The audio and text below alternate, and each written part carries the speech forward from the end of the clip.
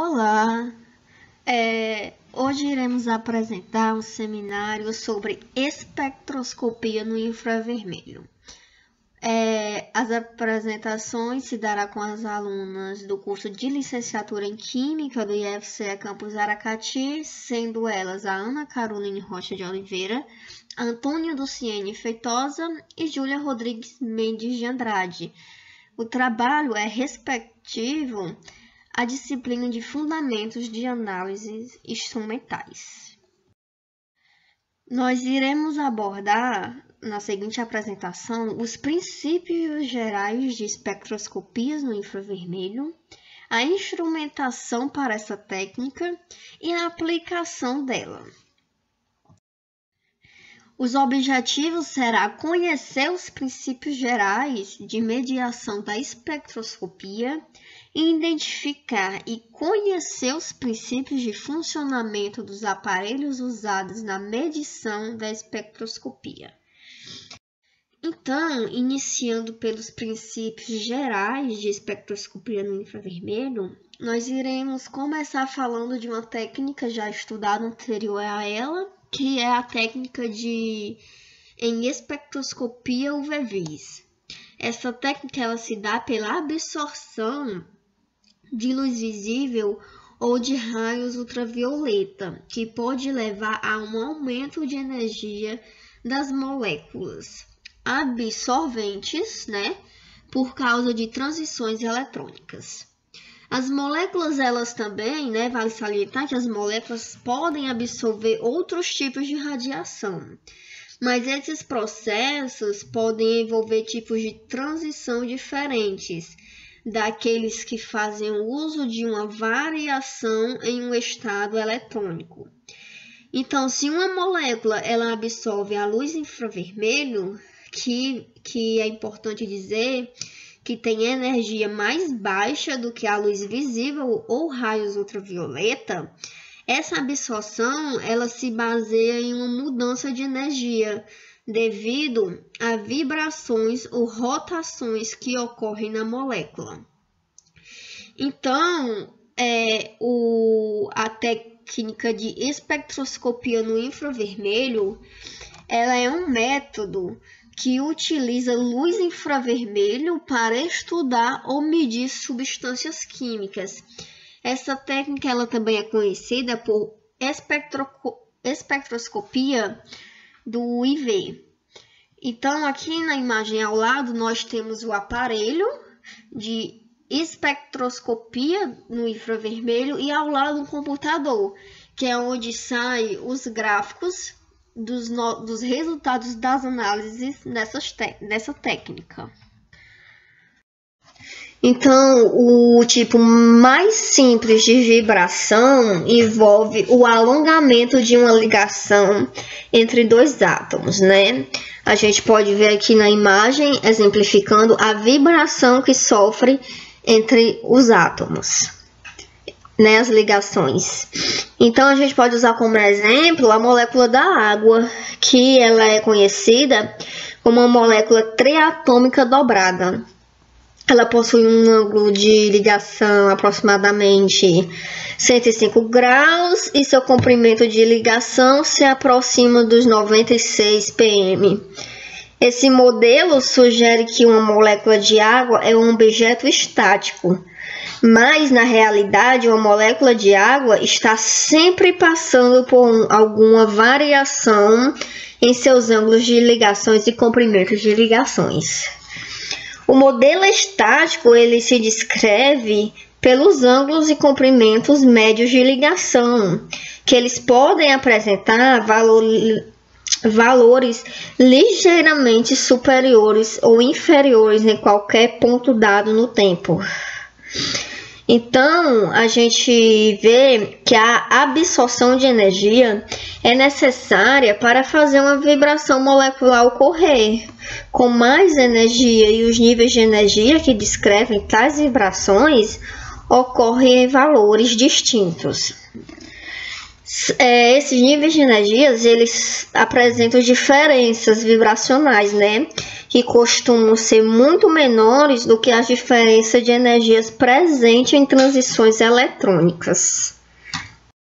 Então, desta forma, a energia de um fóton, que é necessária para causar excitação em uma vibração, também é muito menor e está na mesma faixa que é encontrada na luz do infravermelho.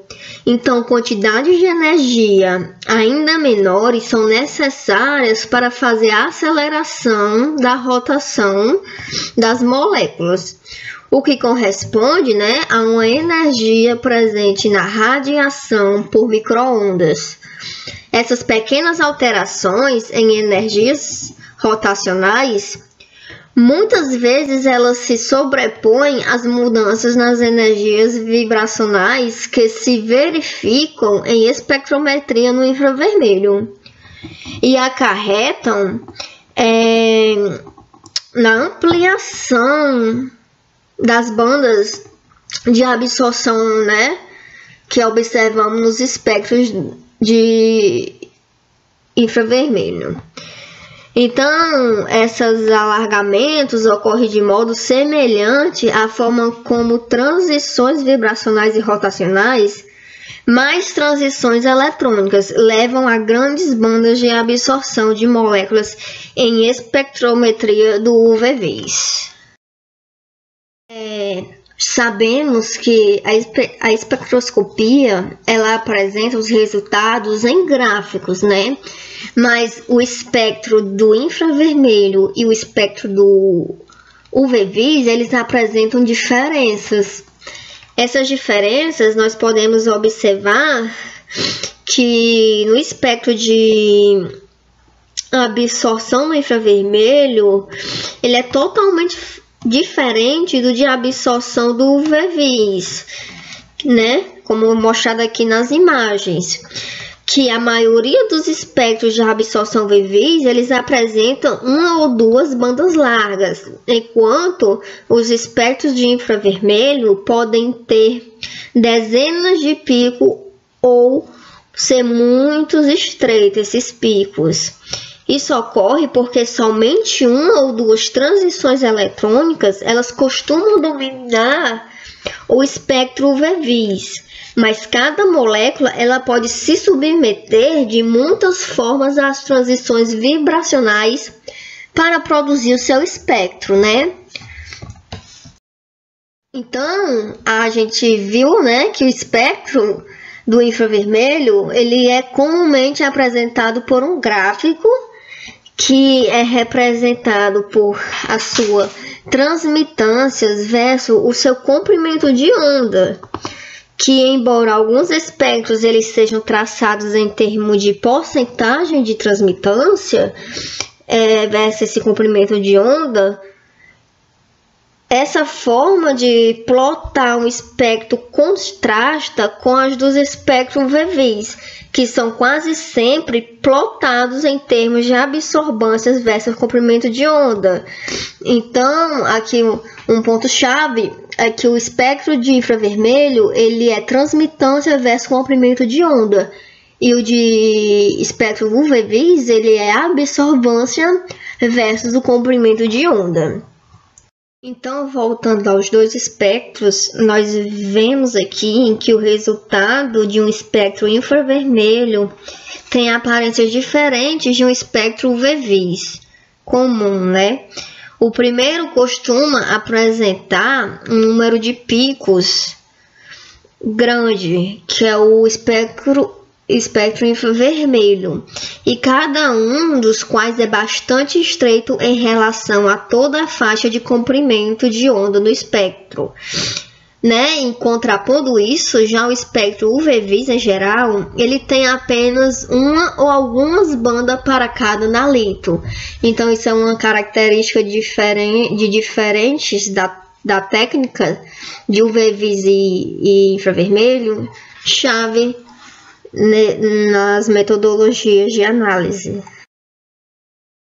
Meu nome é Antônia Duciene e eu vou falar sobre a instrumentação para a espectroscopia no infravermelho. E o instrumento utilizado é o espectrofotômetro de infravermelho, e ele pode ser de dois tipos, de transformada de Fourier e dispersivos. Os dois possuem espectros na mesma faixa de 4.000 a 400 centímetros a menos 1, e com a diferença que o transformado de Fourier produz espectros mais rapidamente, sendo dessa forma o mais utilizado. Aqui eu construí uma tabela com comparação entre os dois tipos de espectrofotômetros. As principais características dos dispersivos é que grande número de partes móveis com tolerância mecânica e desgastes associados, há somente uma pequena fração de frequência, é detectada por unidade de tempo, requer de 10 a 15 minutos para a varredura completa do espectro, o instrumento não é adequado para experimentos cinéticos, e para aumentar a resolução, apenas uma pequena fração do feixe deve passar através das fendas. Já para os tipos de Fourier, somente um espelho se movimenta durante o experimento, todas as frequências são detectadas simultaneamente e fornece um espectro em menos de um segundo, sendo muito mais rápido do que o dispersivo. O sistema permite monitoramento de experimentos cinéticos e usa feixe largo, e não há fenda no sistema para definir a resolução. Ainda nos dispersivos, é necessária a calibração com espectros de referência. A luz espúria no instrumento pode causar leituras inexatas de absorbância, e a amostra localiza-se próximo da fonte, onde há maiores chances de ocorrerem problemas técnicos. Já no de Fourier, possui um sistema de calibração interno com exatidão e precisão na faixa de 0,01 centímetros a menos 1, e não há equivalente à luz espúria, porque cada frequência é modulada individualmente, e a amostra é localizada longe da fonte, e dessa forma há pouco problema com efeitos técnicos. Aqui é um diagrama esquemático do espectrofotômetro de infravermelho dispersivo, onde mostram os principais componentes, né, onde o instrumento produz um feixe de radiação no infravermelho a partir de um resistor aquecido, que a gente pode perceber na fonte de radiação de infravermelho, representado por esse solzinho, e através de espelhos divide-se em dois feixes paralelos de igual intensidade de radiação, que a gente pode perceber também, os espelhos nas duas extremidades, onde a amostra é colocada em um feixe e o outro é utilizado como referência, que a gente pode perceber onde tem escrito célula de referência e célula de amostra.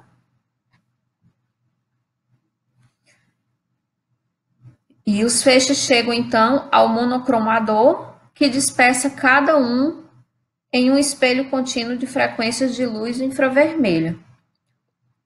Dessa forma, o monocromador consiste em um setor que gira rapidamente, pelo qual passam os dois feixes de maneira alternada em direção a uma rede de difração. Então, essa rede de difração, né, que gira lentamente, varia a frequência ou o comprimento de onda da radiação que chega ao detector do termopar. Dessa forma, aqui no detector, né, sente a razão entre as intensidades dos feixes de referência e de amostra, e dessa forma o detector determina quais frequências foram absorvidas pela amostra e quais foram afetadas pela luz passando através da amostra. E depois de um sinal do detector ser amplificado, o registrador registra, então, o espectro resultante da amostra em uma folha de papel. E esse espectro é registrado à medida que a frequência de radiação no infravermelho é alterada pela rotação da rede de difração. E dessa forma é registrado um espectro, aqui como a gente pode perceber, no registrador tem o desenhozinho do espectro. Aqui mostra Diagrama esquemático do espectrofotômetro de transformada de Fourier, onde é usado um interferômetro para manipular a energia enviada à amostra, e nesse interferômetro a energia da fonte atravessa um divisor de feixes, que a gente pode observar, né, um espelho posicionado em um ângulo de 45 graus, um espelho que a gente pode perceber, tem um espelho fixo e um espelho móvel, tá, em relação à radiação que entra, separando os dois feixes perpendiculares. Um segue na direção original e o outro é desviado para um ângulo de 90 graus. Um feixe é desviado por 90 graus e vai para o espelho fixo e é refletido por volta para o divisor de feixes. Esse feixe que não sofreu desvio para o espelho, que se move, também é refletido para o divisor de feixes. E a gente pode perceber, né, como está ocorrendo, de acordo com a setinha. O movimento do espelho faz variar a trajetória do segundo feixe, e quando os dois feixes se encontram no divisor de feixes, eles se recombinam, mas as diferenças dos caminhos dos dois feixes causam interferências tanto construtivas como destrutivas. Dessa forma, o feixe combinado contém esses padrões de interferência e dá origem ao interferograma, o qual contém toda a energia radiativa que veio da fonte, além de uma grande faixa de comprimento de onda. Esse feixe gerado pela combinação desses dois feixes, produzidos pelo divisor de feixes, atravessa a amostra. E quando isso acontece, a amostra absorve de forma simultânea todos os comprimentos de onda, normalmente encontrados em seu espectro infravermelho. O sinal do interferograma modificado que chega ao detector contém informações sobre a quantidade de energia absorvida em cada comprimento de onda. E o computador compara o interferograma modificado com o interferograma produzido por um feixe a laser de referência para obter um padrão de comparação. Dessa forma, o interferograma final contém toda a informação de um sinal de domínio temporal e um sinal que não pode ser lido pelo homem. Dessa forma, o processo matemático chamado para transformar, né, esse processo é chamado de transformada de Fourier, que deve ser realizado por um computador para extrair as frequências individuais que foram absorvidas e então reconstruir e desenhar o gráfico que conhecemos como espectro de infravermelho. Aqui a gente pode observar alguns modelos, né, de espectrofotômetro de transformada de Fourier, tá? São os mais utilizados, né, de alta resolução, né, que tem mais atual. Agora vamos falar sobre o preparo da amostra, né? Pode ser de 3 tipos, né? Pode ser líquida, sólido ou gasosa, essa amostra, onde quando são líquidos são analisados na forma de película, e a gota de líquido é apertada entre placas de cloreto de sódio, formando uma camada de 0,01 milímetro de espessura e dissolvida em soluções. Os sólidos, quando solúveis, são dissolvidos, examinados, e quando insolúveis, são triturados e misturados com brometo de potássio. E comprimidos, pesados, e onde formam disso, né, uma pastilha de 2 centímetros de diâmetro. E os gasosos, essas amostras se expandem em uma célula. Aqui a gente tem, né, imagens onde representam a preparação das amostras líquidas e sólidas, né? Esse composto em um recipiente é colocado em uma cela, que a gente viu lá nos 2 diagramas anteriores. Essas células devem ser construídas a partir de substâncias iônicas, normalmente cloreto de sódio ou de brometo de potássio. Tá?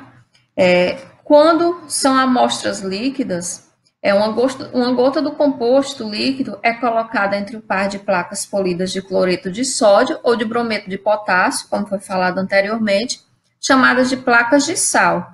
Quando as placas são delicadamente apertadas, um fino filme líquido é formado entre elas. O espectro determinado por esses métodos é denominado de espectro líquido puro.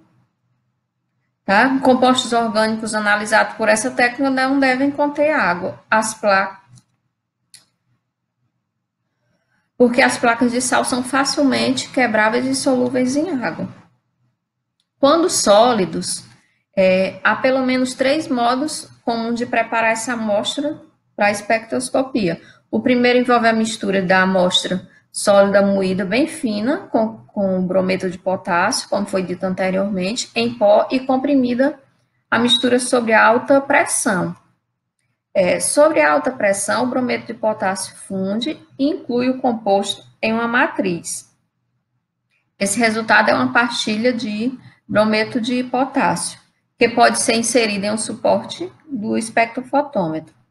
O segundo método é de suspensão de Nujol, tá? E que envolve moer o composto com óleo mineral para criar uma suspensão da amostra bem moída, dispersada em óleo mineral. A suspensão grossa é colocada em uma placa de sal e a principal vantagem desse método é que o óleo mineral mascara. A principal desvantagem, desse método é que o óleo mineral mascara bandas que podem estar presentes no composto analisado. E o terceiro método, comum para análise de sólidos, consiste em dissolver o composto orgânico em um solvente, sendo que o mais utilizado é o tetracloreto de carbono.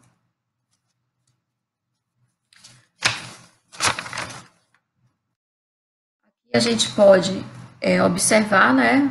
A gente tem um exemplo de resultado obtido, né? Ou seja, do espectro que é obtido através dessas análises das amostras, né?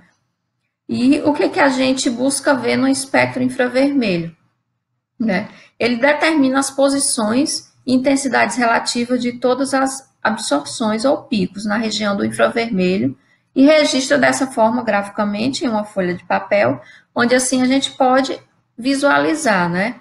E esse gráfico de intensidade de absorção versus número de onda é chamado de espectro vermelho do composto. Aqui a gente tem um espectro infravermelho do 3-metil 2-butanona, né? E onde mostra a forma e a estrutura fina de um pico, frequentemente, que dão pistas a respeito da identidade, né? Apesar das regiões de nitrogênio, hidrogênio e oxigênio e hidrogênio se sobreporem. Mas a gente observa bem, né, os compostos através desse espectro.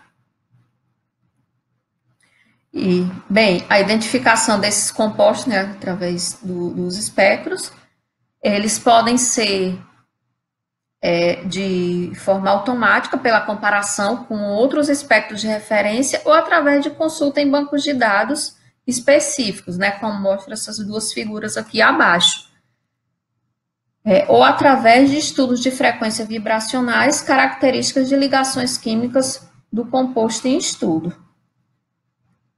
Então, agora nós vamos falar sobre a parte mais interessante e mais importante, que seria a aplicação, né, dessa técnica, a espectroscopia no infravermelho. Então, ela é empregada para a identificação de compostos quase puros, ou seja, ela não vai identificar misturas. E os grupos funcionais, por exemplo, a hidroxila, a carbonila, elas apresentam tanto energias vibracionais como comprimentos de onda características da absorção do infravermelho. Então, as moléculas, elas sempre absorvem apenas frequências selecionadas na radiação do infravermelho. E quais seriam essas moléculas, então, que absorvem no infravermelho? Seriam aquelas que possuem um momento de dipolo, né? E daí esse momento de dipolo ele teria que inverter no momento em que a radiação ela passa pela molécula. E esse tipo de coisa ele acontece mais em moléculas covalentes. Por exemplo, em moléculas tipo cloro ou hidrogênio, elas não acontecem. Então, essa absorção de radiação no infravermelho corresponde à alteração de energia da ordem de 8 a 40 kJ por mol. E essas duas exemplos que tem aqui, os simétricos e os pseudosimétricos, seriam substâncias onde não sofrem radiação, essa absorção do infravermelho. E por conta de quê? Porque elas não teriam esse momento de dipolo.